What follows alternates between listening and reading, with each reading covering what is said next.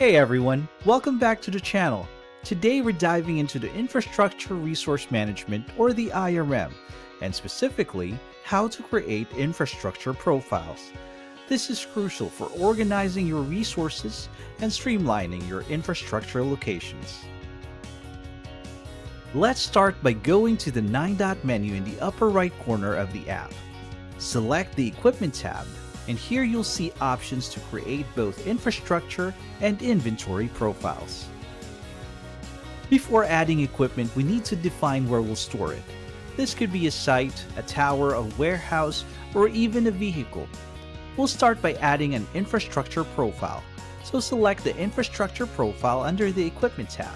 Click the blue plus sign with the infrastructure profile to start.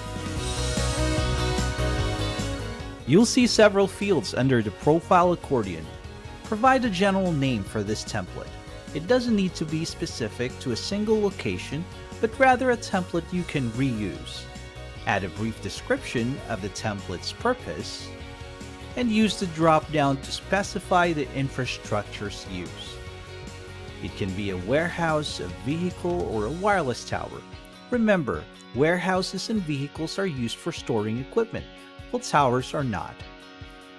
Add a brief description, and then input the metadata information. The section allows you to add custom fields for gathering additional information. You can set fields as required, provide labels, and choose the data type.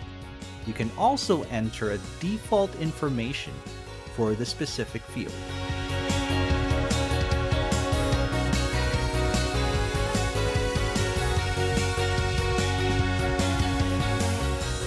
Once you've filled in the necessary details, click Add to save the template.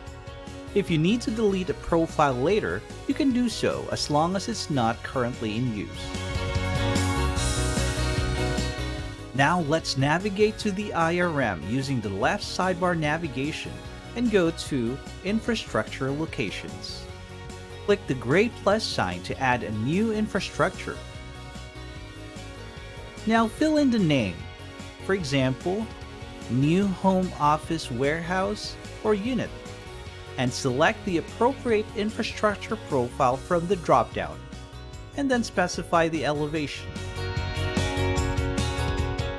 In the Infrastructure Data section, fill in any required metadata fields, and then provide the address or latitude and longitude of the location. You can also use the geocoding feature to automatically populate the latitude and longitude. Optionally, you can upload an image of the infrastructure for easy reference.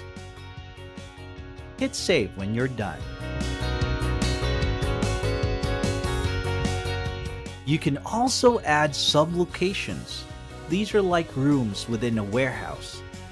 By clicking the pencil icon next to the infrastructure name, fill in the sublocation details, and hit Save. And that's how you create profiles and add infrastructures in the IRM.